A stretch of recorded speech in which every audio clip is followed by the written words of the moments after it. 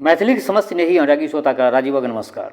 श्रोतागण, साहित्यिक यात्रा के नव करी लऽ आइ पुनः हम अपना यूट्यूब चैनल मैथिली स्नेही के माध्यम से अहाँ सबके समक्ष उपस्थित भेलहुँ हँ। आजुक जे कथा यात्रा छै, एहि कथा यात्रा के सूत्रधार छथि अपना मैथिली साहित्य के प्रतिष्ठित कालजयी रचनाकार प्रोफेसर हरिमोहन बाबू। जनतब देने छी जे अखन हिनकर एकटा विख्यात नॉवेल छनि मैथिली में द्विरागमन। द्विरागमन के जे छै से अखन एपिसोड बना कऽ जे छै से अहाँ सबके समक्ष राखि रहल छी। अहाँ सबक प्रतिक्रिया भेटैए कथा यात्रा का आई जे छै से द्विरागमन का आठम कड़ी हम अहाँ सबके समक्ष प्रस्तुत कर रहल छी। एहि आठम कड़ी के प्रस्तुत करे से पहले एक बात आर कहऽ चाहै छी, जँ केओ गोटा नव छी हमरा एहि चैनल पर पहले बेर देख रहल छी वा सुनि रहल छी तऽ चैनल सब्सक्राइब कर ली से आकांक्षा। तऽ बेस लेल जाओ आजुक ई आठम कड़ी, एकर शीर्षक छियै ग्रहण स्नान। ग्रहण स्नान। काशी स्टेशन पर उतरते यात्री दल के चारू कात से पंडा के झुंड घेर कऽ चरो बरो करऽ लगलनि। बाप पितामहक नाम बुझि कऽ एकटा पंडा भोलानाथ के आगाँ लगलनि, दोसर पाछाँ फाटक से बहराइते भीम पंडा कुली के ललकारि के एकटा तंगा पर पेटी लदबाबऽ लागल। ई देख कऽ हनुमान पंडा लपैक कऽ अपने हाथे मोटरी सब उछैंग कऽ दोसर तंगा पर राखऽ लागल। छीना झोरी में आधा सीधा सामान कतऽ गेल, आधा सीधा कतौ। भोलानाथ के कोनो अकबक नहीं फुरेलनि। भीम पंडा हुनकर गट्टा पकड़ि कऽ एक दिस लऽ गेलनि। ई देखैत हनुमान पंडा बटुक जी के कोर में उठा के चापि लेलकनि। बटुक जी ओकरा कांख तर से गारि पढ़ऽ लगलथिन, किंतु ओ एको रत्ती सुनबाइए नहीं लेलकनि। तखन बटुक जी किटकिटा कऽ दाँत से भमौरऽ लगलथिन। ताबत दुनू तंगावला अपन अपन घोड़ा के टिटकारी दैत ओहिठाम पहुँच गेल। आब ओहू दुनू के आपस में बजि गेलै कि स्त्री लोकनि शैलाधिराज तनिया न ययो न तस्थो जकाँ थकमकायल ओहिठाम ठाढ़ छलीह। एतबे में रेवती रमन पालकी आ गाड़ी नेने पहुँच गेला। पित्ती के पैर छुबैत बजला, हमरा तऽ जानल छल जे आइ भोरे के ट्रेन से अपने सब उतरै जायत, तैं भिनसरे हम पहुँच गेलहुँ एतऽ। एतबे में भोलानाथ कहलथिन जे हाँ, सकरी में गाड़ी छूटि गेल, ताहिसँ आबऽ में देरी भऽ गेल। रेवती एम्हर ओम्हर ताकि बजला, पंडित जी के नहीं देखै छियनि। भोलानाथ बजला, हाँ, ओ छपरा में छूटि गेला। अगिला ट्रेन से कए बजे अबै छौ? रेवती रमन, 10 बजे राति में एतै अगिला ट्रेन, ताहिसँ ओ पहुँचता आब हमरा फेर स्टेशन आबऽ पड़त। रेवती ई चिंता भऽ गेलनि। ई रंग ढंग देख कऽ दुनू पंडा ओतऽसँ घसै गेल। दुनू तंगा से पालकी गाड़ी पर सामान लादऽ लागल। तखन पता लगलनि जे बटुक तसला वाला जे बोरा छला से गायब अछि। बटुक जी कहलथिन, ई जरूर वही पंडा के काम है। हम तो निमन जगती ओकरा बदमाशी के मजा चखा देती, लेकिन वो तो हमर हाथे सकपंज कैले रहा, तैं हम की कर सकती। भोलानाथ अफसोस करैत बजला, देखू एते गोटा छलहुँ, ककरो दृष्टि नहीं पड़ल आ देखैत देखैत द्रव्यजात लऽ कऽ पार भऽ गेल। रेवती कहलथिन, तखन ओ दुनू काशी के गुंडा छल। ई सब गंगा स्वाइत जकाँ पहिनेसँ शिखा बुद्धि केने रहैत अछि। आब की ओकर पता भेटत? बोरा लऽ गेल। ई सुनैत लाल काकी माथ पीटऽ लगली। थारी बाटी लोटा गिलास तमघैल बहुगुना सभक गुण हुनका मोन पड़ऽ लगलनि। बजली, गेटक गेट बासन सैंठ कऽ लायल छलहुँ से सबटा उचैंग लेलक, कोरिया लहाब केलक। लाल काकी ओकर श्राद्ध बिटारि करऽ लगली आ भोलानाथ बर्तन बासनक दाम जोड़ऽ लगली। रेवती रमन कहलथिन, आब एहि सबसँ कोन फल? जकरा अंशमे जे छलैक से लऽ गेलैक। आब चलू, डेरा पर चलू। पालकी गाड़ी ढकर ढकर करैत 80 घाट दिस चलल। बाट में एकटा स्कूलिया लड़की के साइकिल पर चढ़ल देख कऽ बुच्ची दाइ कहलखिन, देखी गे माय, कोना हाँकने जाइ छै। लाल काकी के बासनक सोच रहि रहि कऽ हुर मारै छलनि। बजली, गे छौरी, बेसी लुब नहीं कर, तोहूँ अहिना चढ़ि कऽ चलिहेँ। हाँ, हम सोचे मरल जाइ छी आ एकरा लेल धैन सन। आवेशरानी कहलथिन, तऽ कतेक रास पात्र छलै, हमरो जी कचोटैत अछि। ताबत दुनमुन काकी के नेना भूपाली राग पसारि देलकनि। लाल काकी लोहैज के बजली, ई छौड़ा तऽ उपछा कऽ छोड़ि देलक, कखन संच मंच नहीं रहत। एहन कन्ना नेना के नहीं देखलहुँ, एको बेर मुँह सापुटियो तऽ नहीं लै छै। किंतु नेना और जोर जोर से चिचिया लागल, खुरचाई काटऽ लागल। तखन लाल काकी ओकरा जमारि कऽ ढुनमुन काकी के कोर में पटकि देलथिन। राखू अपना बेटा के, नंगो चंगो कऽ कऽ छोड़ि देलक। तखन से उछन्नर केने अछि। ढुनमुन काकी घीच ले चाट ओकरा गाल पर लगबैत बजला, धम दूसरा मरबो तऽ नहीं करैया, कहाँ से एबो कैल। डेरा पर पहुँच रेवती कहलथिन जे या मकान भाड़ा लेल अछि, अहाँ लोकनि सूचित होइत जाउ, ताबत हमरा सब बाजार से भेल अबै छी। बटुक जी जँ तेल भरबाक हो तऽ लालटेन लऽ कऽ चलू। भोलानाथ बजला, लालटेन तऽ गामेमे बिसरि गेल, बिसरा गेल, चलै काल ककरो सोहे नहीं रहलै। बटुक जी कहलथिन हमरा तऽ याद रहे, लेकिन जतरा के वक्त लालटेन के नाम लीती तो सब हमरे पर मार मार के छुटती। लाल काकी लाल के नाम दुआरे लालटेन के रामटेन कहैत रहथिन। बजली, यात्रा पर तेल का नाम नहीं लऽ कऽ चिक नहीं बाजक चाही, किंतु रामटेन कहने कोन दोक। पुरुष वर्ग डेरा के सल्तनत का आवश्यक वस्तु कीनऽ बैसा है बाजार चलला। स्त्रीगण ओसारा पर सतरंजी बिछा कऽ सुस्ताए लगली। ज्योतिषियन पेटकुनिया दऽ कऽ कोहरऽ लगली, आय आय आय गत्तर गत्तर टूटल जाइए। बूढ़ रहथिन ज्योतिषियन। मखरैन बाली हुनकर तात्पर्य बुझि कऽ पैर जाँतऽ लगलथिन। ज्योतिषियन कहलथिन, हाँ ओहिना कऽ घुट्टी दबा दिअ, भगवान बेटा देउत कनेक जोर जोरसँ। हाँ हे ओतेक जोरसँ नहि, जाउ लोहछा देलहुँ। ज्योतिषियन के जतबैत देख कऽ लाल काकी अपना दियादनी पर अनुरोध करैत बजली, गे बुचिया, पितियनक पैर टटाइत हेतौ, कनेक ससारि दहुन न। ढुनमुन काकी के एहि कथाके गूढ़ मर्म तऽ बुझल नहि छलनि, बुझि नहि पड़लनि। ओ पैर पसारि कऽ बुची दाइसँ मुक्का लगाबऽ लगली। ई देख कऽ लाल काकी के विवेक छुटलनि। अविरोध करैत बजली, संसार में ककरो कियो नहीं, जकरा अपना कोखिक धी बेटी, जखन अपना कोखिक धी बेटी अपन नहीं होइत छै, तखन अनकर बाढ़ल दियादनी गोतनी की काज हेतै। हम तऽ अंतकाल धरि मैया का अपन भरि सेवा करैत गेलियनि। मरितो काल आशीर्वाद देलथिन जे हे मधुरानी, अहाँ बड़ सेवा कयल, भगवान हमरा सन मोगैत सबके देथुन। मुदा आबक बहुरिया ककरो गोदानै छै। जेठ जेठानुसके देख कऽ जाँतैके डरे छी काटैत रहै छै। कनिया बुआसीन अपने फुरने तेल कूर लगायत से तऽ आब सहनते रहल। कनेक आंगुर फड़ऽ कहबै तऽ आंगुर तोड़ि कऽ राखि देत। आब अपने समांग पर भरोसा रखक चाही। किंतु लाल काकी के तीर खाली गेलनि। किएक तऽ ढुनमुन काकी एतेक ठेहियाल छली जे थकनी उतारैत उतारैत हुनका झक लागि गेल छलनि। अपना बातक सुनवाइ नहि होइत देख कऽ लाल काकी के बेसी पित्त उठलनि। ढुनमुन काकी के देख कऽ हुनका ठोंठ थरथर अलच ओ कर्कशा स्त्री के सबटा उपलक्षण मोन पड़ऽ लगलनि। ओ दियादनी के बेधक हेतु चुनि चुनि कऽ अंधोक्ति वक्रोक्ति ओ व्यंगोक्तिक विषान बाण छोड़ऽ लगली। आवेश रानी के संबोधन कऽ कऽ कहलथिन जे मैया कतेक फकरा जनैत रहैत तकर ठेकान नहि। एकटा ढीठ मोगी पर कहलथिन, आय आय आय बड़ मथबाय, धान कुट रे मनसा, हम दुख मरै छी। आय आय आय बड़ सुलबाय, घुरि बैस रे मुनसा, हम सुरपेटै छी। एकटा अलच पर कहथिन, लक्ष्मीनिया दैया, तू कोना बुझलैं भैया, ओलतीक खर चढ़ल गेल टोइया, तेँ हम बुझलहुँ लक्ष्मीनिया दैया। एकटा क्षुद्र घंटी पर कहथिन, डोला में बहू लबऽ एली, अइपन देख बिधियोली, आ कोन धी डाही अइपन देल, शेर भर चौर मोर अइपन गेल, तेहन बनायब घर तेहन बनायब, अइपन पोछि कऽ लिट्टी लगायब। एकटा भरछुलाई पर कहथिन, ओ धी जरुआ, तीन तीमन संग नोन तेल मिरचाइ, हम कुलवंती छुच्छे खाइ छी दही दूध मिठाइ। एकटा कर्कशा पर कहथिन, सुतल पड़ल हम देखै छी, कनखी केकरा दै छी, मारि लाठिये हम घुट तोड़ै छी, तरकी बेच कऽ बरद किनै छी, इह सुतल पड़ल छी या अर्जै छथि। आनक तरकी बलौ बेचै छथि। कहैत घुटर कवि, सुनहु कक्का, आबक बौआसनिक की करै छ।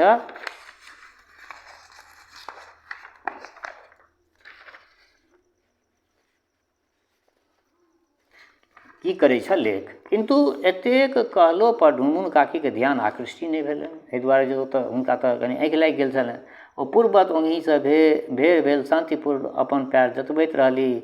ई देख कऽ लाल काकीके ज्वालामुखी भभकि उठलनि। ओ एक बेर बुमकार छोड़ैत दियादनी पर छुटली, आँय यै बड़ सधोरि अहाँके, जे पुरखैन बनि कऽ हमरा सोझाँमे टाँग पसारने छी। आब जाके ढुनमुन काकीके होश भेलनि जे अति कालसँ हुनके पर फुलझड़ी छूटैत छलनि। ओ बुची दाइके झटकारि कऽ कहलथिन जे कोन पाप लागल जे हम हिनका बेटीके अपन पैरो छुबऽ देलियनि। बुची दाइ हमरा दूर करबै छथि। जँ हमरा लग नहीं अबितै तऽ एतेक फजहति गंजन किया खुइता हमरा, हम तऽ सोझिया लोक, एतेक राग स्वांग की जानऽ गेलिए। ढुनमुन काकी बात कहलखिन। ई कहैत कहैत ढुनमुन काकीके भभा कऽ नोर बहऽ लगलनि आँखिसँ। बुच्ची दाइ पितियानिके पक्ष लैत बजली, गै तो अपने जताबो कहलिही आ आब उल्टे बिगड़बो करै छहुन हुनके।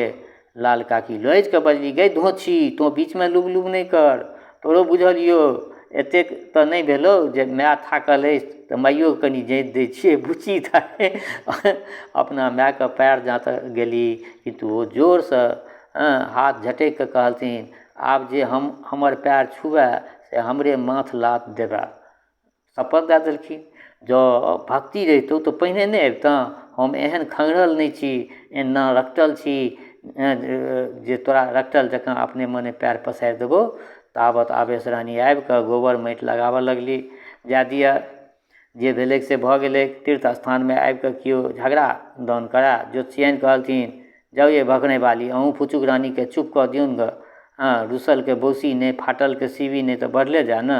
लाल काकी सरदारक टोनमे बजली, ए फुचुक रानी आबो अपन भावट समठू, नहि तऽ हमही कतहु पड़ा कऽ चलि जाइ छी।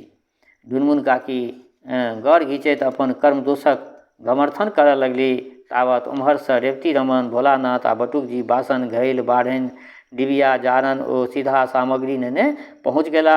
रेवती रमन कने क्षुब्ध होइत कहलथिन जे एहिठाम कथीके गाँव गाँव भऽ रहल अछि छल। एतऽ हमरा सबसँ पहिले अबितै एना गाँव गाँव होमय लागल। मिसर औता तऽ ईसब देख कऽ की कहथिन। आब शान्त भेला पर स्त्रीगणक विचार भेलनि जे सब पहिने गंगा स्नान, सबसँ पहिले गंगा स्नान होबाक चाही। बटुकजी और भोलानाथके डेरा अगरैके लेल छोड़ि रेवती रमन सब स्त्रीके लऽ कऽ घाटक रास्ता धोलनि। 80 घाट पर पहुँच लाल काकी बजली, धन्य भाग जे आइ एहन दिन भेल जे काशीके गंगा भेटली, देखते सब पाप कटित भऽ गेल। ई कहि कऽ ओ उमिक कऽ गीत उठा देलनि, गंगा मायके लहरी देखैत सकल पाप गेल बहरी। स्त्रीगण पहिने एक चूरू गंगाजल माथ पर सिक्त कऽ गंगाजीमे पैसली। लाल काकी घुमि घुमि कऽ अपना घर भरिक शांति डूब देबऽ लगली। सभक हिस्सा शांति डूब देबऽ लगली गंगामे।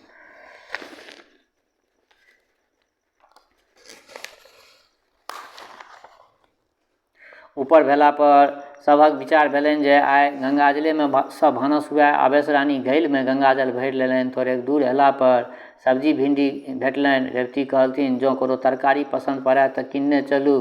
बुच्ची दाइ बजली, गे दाइ ई कोन कदीमा छै, एहि रङ्गक कदीमा तऽ कहियो देखने नहि छलियै। लाल काकी कहलथिन, तो देखले कहिया, सावन जनमल गिधर आ भादव आयल बाढ़ि, कहलनि जेहन बाढ़ि कहियो देखबे नहि कयल। रेवती रमन कहलथिन, नहीं नहीं तोरा सब नहीं चिन्हली, ई बनारसी भाटा थिकै। लाल काकी बजली, अरे भाटा छै, तहन तऽ इएह नेने चली, आइ राति एकरे सन्ना हुए। ज्योतिषियन कहलथिन, हम तऽ द्वादशीके भाटा खायब नहि, भेटत तऽ किछु फल फलाहारी एम्हरेसँ किनने चलितहुँ। ताबत आवेश रानी चमकि कऽ बजली, देखथुन ये बहिना, बनारसी बैर जे सुनै छलियै से देखथुन जे कतेक कतेकटा होइ छै। भखरै वाली आश्चर्यचकित भऽ बजली, आइ काल्हि भादव मास बैर कतऽसँ एलै। ई कहि ओ एकटा उठा कऽ ज्योतिषियनके हाथमे देबऽ लगलथिन। ताबत रेवती रमन लग पहुँच कऽ कहलथिन, हाँ छोड़ू छोड़ू, ई सबटा ई तऽ अंडा छियै। ई सुनैत देरी ज्योतिषियनके काठ मारि देलकनि आ अंडा हाथसँ छुड़ि कऽ नीचाँ खसि पड़लनि। ओ फच दऽ नीचाँ टुटि गेलै। ओकर छिटका सबके पड़लनि। अंडा वाली दाम वसूल कऽ लेलकनि। ज्योतिषियन ओ भखरनि वाली पुनः स्नान करऽके लेल गंगा चल गेली। ताबत लाल काकीके नजरि एकटा चूड़ीहारिन पर पड़लै। ओ बुच्ची दाइके फानक चूड़ी मोलाबऽ लगली। जखन ओ लबा दुआ नहि गछलनि तखन बेटीके कहलथिन जे चल, ई भारी मघोरनी छौ, एकरासँ नहि पड़तौ, एखन गंगो स्नान केने छेँ कि एकरासँ छुएमे। डेरा पहुँचला पर लाल काकी बजली, एक मनोरथ तऽ पूर्ण भेल, आ बाबाके दर्शन भऽ जायत तऽ जन्म सफल होयत। भोलानाथ कहलथिन, बेस हर्ज की, अहाँ लोकनि कंठीके संग कऽ दर्शन करैके लेल भाव। ताबत हमरा लोकनि भानस भातक उद्योगमे लगै छी। जखन अहाँ लोकनि आयब तऽ हम आ बटुक जी दर्शन कऽ अबै जायब। कियो बटुक जी चूल्ही पजारैत बजला, और न कि बाबा की कहीं भागल जाइ छथि? हम जब एली है तऽ देखबे करबनि कि बाकी रहतनि। लाल काकी आदि स्त्रीगण हुलैस कऽ बाबाके दर्शन करऽ हेतु विदा भेली। कईएक गली पार कऽ कऽ मन्दिरक द्वार पर पहुँचली। मन्दिरमे बाबाके श्रृंगार उपरांत आरती भऽ रहल छलनि। घंटा ध्वनिक संग संग बम बाबा विश्वनाथ ओ पवित्र नाद सुनि कऽ दिव्य धूप कर्पूर ओ बेलपत्रक सुगंधसँ गमगम करैत प्रांगणमे आबि लाल काकीके बुझि पड़लनि जे सद्य वैकुंठ धाम पहुँच गेली। ओ आनन्दसँ विभोर भऽ बारम्बार साष्टांग प्रणाम करऽ लगली।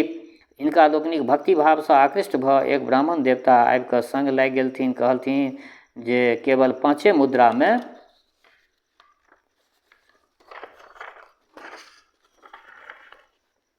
विधिवत दर्शन पूजा करा देब। व्यक्ति किछु बाजक चाहलखिन, किंतु मायक मुख मुद्रा देख कऽ साहस नहि पड़लनि। ब्राह्मण झट दतूर बेलपात आदि दऽ कऽ लाल काकी के हाथमे दऽ देलखिन आ संकल्प मंत्र पढ़ाबऽ लगलथिन। मंदिरमे रेर पड़ै छलै। ई लोकनि कोनहुना भीतर प्रविष्ट भेली, किंतु ओहि अनगणित नर समुदायमे पड़ि कऽ पिसीमाल होबऽ लगली। ब्राह्मण देवता धकियाबैत कोनो तरहे हिनका लोकनिके जलधरि लऽ एलखिन आ बाबाके दर्शन करा देलथिन। सब आनन्दसँ निर्माल्य लैत गेली। केवल एकटा दुर्घटना भेल जे ज्योतिषियन निहुरि कऽ जे जल ढारैत रहथिन ताबत पाछासँ तेहन धक्का लगलै जो लोटा नेने बाबा देह पर खसि पड़ली। कपार फूटि गेलनि। सब लोग हुनका झटपट कऽ उठा कऽ बाहर कऽ देलकनि। स्वस्थ भेला पर गीत उठि गेल, हरऽ सकल दुख मोर हो भोला बाबा, हरऽ सकल दुख मोर। पंडित नमोनाथ झाके जखन 10 बजे रातिके काशी स्टेशन पर पकड़ि लेलकनि तखन टिकटके हेतु भोलानाथके गुहारि करऽ लगला।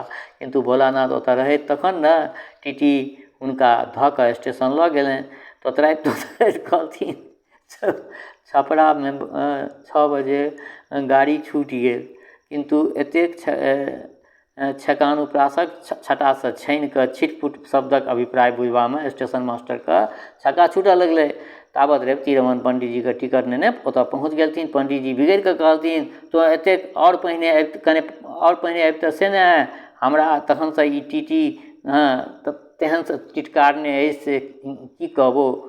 डेरा पहुँचला पर पंडितजी के देखते सब लोग हुनकासँ हाल चाल पूछऽ लगलनि। पंडितजी भोलानाथके बहुत बात कहलथिन। तकर बाद सारांश ई जे हम ओतेक चिचिएलहुँ आ अहाँ एको बेर टेरबो नहि केलहुँ। हमरा बाटमे जे पराभव भेल से हमही जनै छी। पंडितजी सबसँ बेसी पंडितजीके खीज भेलनि भखनाइ बाली पर जे ओ यथार्थ अर्धांगिनी रहितहुँ स्वामीके छपरामे छूटैत देख कऽ आगाँ नहि बढ़तथि। एहि पित्ते ओ अपना स्त्रीके सँ मुँहा बज्जी बंद कऽ लेलनि। देखैत देखैत 2 दिन बीत गेल। एहि बीचमे लाल काकी सांग सायुध सवाहन काशी विश्वनाथक परिक्रमा करैत ज्ञानवापी ढूढ़ीराज साक्षी विनायक अन्नपूर्णा दशाश्वमेध मणिकर्णिका सबसँ परिचित भऽ गेली। एक दिन माधोरावक धराहा पर चढ़ैत गेली, दोसर दिन भरत मन्दिरमे देखली। बीच बीचमे कतेक छोट मोट मनोरंजक अनुभव प्राप्त भेलनि से ई विस्तार भऽ कऽ नहि देल जाइत अछि। आइ पूर्णिमा थिकै, रातिके ग्रहण लगतै। 9:40 पर स्पर्श आ 12:10 पर मोक्ष। ई 2.5 घंटा लाल काकी लोकनि गंगाजलेमे ठाढ़ि रहती। साँझेसँ हरबिरो उठऽ लागल जे सवेरे सकाल भोजन साजन सब काण्ड समाप्त भऽ जाय, नहीं तऽ कनेको ग्रहण स्पर्श भऽ गेने सबटा भानस भात दूर भऽ जायत। आइ काशीके प्रत्येक घाट पर जनताके बाढ़ि उमड़ल अछि। असंख्य नरमुंडक तरंग लहरा रहल अछि। नीचाँ गंगाजीके हिलकोर, ऊपर जनसमुद्रक लहरि, दुनू एक दोसरसँ मिलनके हेतु व्यग्र भऽ रहल छथि। एतबेमे गर्द उठल जे ग्रहण लागि गेल। आब तऽ धमगज्जर मचऽ लागल। हाजक हाज लोक अबल दुबलके पिचैत धंगैत आगाँवलाके ठेलैत आड़ीके रस्सा फनैत आ स्वयं सेवक दलके रेड़ैत गंगाजीमे भेड़िया धसान करऽ लागल। भीड़ भड़क्कामे कतहु नेना भुटका पिचायल, कतहु वृद्ध पछड़ि कऽ खसली, कतहु वृद्धा पिछड़ि कऽ खसली, कतहु मारि बजरि गेल, तथापि पुण्य लूटक लोभमे केओ पाछाँ पैर नहि केलक। देखैत देखैत संपूर्ण स्थल सेना जल सेनामे परिणत भऽ गेल। सहस्रो नर नारी आकंठ जलमे ठाढ़ भऽ ऊपर टकटकी लगौने। कतेको पंडित राहु रूपी दैत्यसँ चंद्र देवताके उद्धार हेतु नाना प्रकारक श्लोक मंत्र पाठ करऽ लगला। घाट पर चांडालक झुंड ग्रहणदान करैत घूमय लागल। ओकर छायाक छूतसँ नैष्ठिक कर्मकांडी पड़य लगला, किंतु द्विज देवताके डोम रूपी राहु ग्राससँ बचब कठिन भऽ गेलनि। लाल काकीक दल दशाश्वमेध घाट पर एकटा बड़का धक्काक लहरिमे पड़ि अनायासे भरि ठेहुन पानिमे धरि पहुँच गेली। ककरो चलबाक कष्ट नहि पड़लनि, किंतु एके लहरिमे पड़ने ढुनमुन काकीके नेना पिचाके अनमरू भऽ गेलनि। ओ चिचिएला, दैव रे दैव, देखथुन किदैन भऽ गेलै। लाल काकी कहलथिन, दाँती लागि गेल अछि, ओना कऽ बेदम भेल अछि, बसा दियौ भोलानाथ। बालग्रहक मंत्र पढ़ि पढ़ि कऽ आँखि पर पानि छीटऽ लगलथिन। ज्योतिषियन के मुँहमे केवल एकटा दाँत छलनि। ओ भात खयबा काल मिझरा जाइत छलनि। बहुत दिनसँ उखड़बाक हेतु सपरैत छलीह। आइ ई काज अनायासे सम्पन्न भऽ गेलनि। भीड़मे ककर हुथुक्का कल्लामे लगलै से नहि बुझि पड़लनि, किंतु मस्कूर छनछनेला पर जखन जीभमे सँ टोएलखिन तहन पता लगलनि जे दाँत नहि अछि। ई बुझि कऽ संतोष करय लगली। दुर्गतियो सहने दाँतके तऽ सदगति भेल, किंतु ई बातक अशोकर्ज ई भेलै जे 2.5 घंटा धरि कुरूर करबाक उपाय नहि अछि, कारण जे ग्रहणक मध्य मुँहमे जल देने कंठमे गोटेबाक भय छलनि। बखने बाली गंगाजल सिक्त करक हेतु आँखि कान पर हाथ देलखिन आ विदित भेलनि जे एकटा बीरझुम्मक वीरगतिसँ प्राप्त केलक, किंतु ओ कानक जड़िके चचहैत अपना स्मारक चिन्ह छोड़ने चलि गेल। हुनका ज्योतिषियनके हिसाबे एहि ग्रहणक फल मृत्यु होइत छलनि, ताहि डरे ओ एको बेर ऊपर आँखि उठाके तकबो नहि केलथिन। एवं प्रकारे सबके किछु न किछु ग्रहणक फल भेट गेलनि। चंद्र देवताके राहुक ग्रासमे पड़ल देख जनता त्राससँ हाहाकार करऽ लागल। लगातार 2 घंटा धरि छाती जलमे रहने चंद्राभिमुखी कोमलांगिनी हिमवत शीतल भऽ गेली। ठाढ़े ठाढ़ किनको पैरमे बगहा लागि गेलनि, किनको झुनझुनी बढ़ि गेलनि, किंतु बिन उग्रास भेने एहिसँ उद्धार कोना हुए। राहुक पंजासँ चंद्र देवक छुटैत देरी जय जयकार होमऽ लागल। दैत्य दलनकारी भगवानक स्तुति चतुर्दिश प्रतिध्वनि भऽ उठल। ओहिठाम आनंद बधावा बाजऽ लागल। अर्धरात्रिक उपरांत लालकाकी लोकनि इष्ट देवताके मंत्र जपैत डेरा पर अबैत गेली। पंडित नवोनाथ झा प्रभृति यज्ञोपवीत बदलऽ लगला। घैलमे कुश गंगाजल देल गेल, माटिक बासन पातिल फेंका गेल। ग्रहणक दोसरे दिन मोटरी चोटरी बन्हाए लागल। यात्री दलके घरक उछाट लगलनि, किंतु लाल काकी बेटीक संग मास करक लाथे रहि गेली। सब कियो तैयार भऽ कऽ विदा भऽ गेल। चलैत चलैत सभक आँखिमे पानि भरि अयलनि। आवेश रानी जे रहथिन ओ नोर पोछैत बजली, बहिना संगक सुख बनारस जाइत तऽ भऽ गेल। लाल काकी फिरतीके बेरमे संग फुटि गेल अपना सबके, से कनिए कचोट लगैए। लाल काकी कहलथिन, की कहबनि बहिना, हमरो प्राण तऽ घरे टाँगल अछि। कार्तिक स्नानके बाद लगले विदा भऽ जायब। ढुनमुन काकी दियादनीके प्रणाम करैत करैत कहलथिन जे हमरासँ बहुत अपराध भेलनि, कहल सुनल माफ करियैत। लाल काकी हुनका भरि पाँच धऽ कऽ उठबैत कहलथिन, आब घरक सबटा भार अहीँ पर जाइते चिट्ठी देल।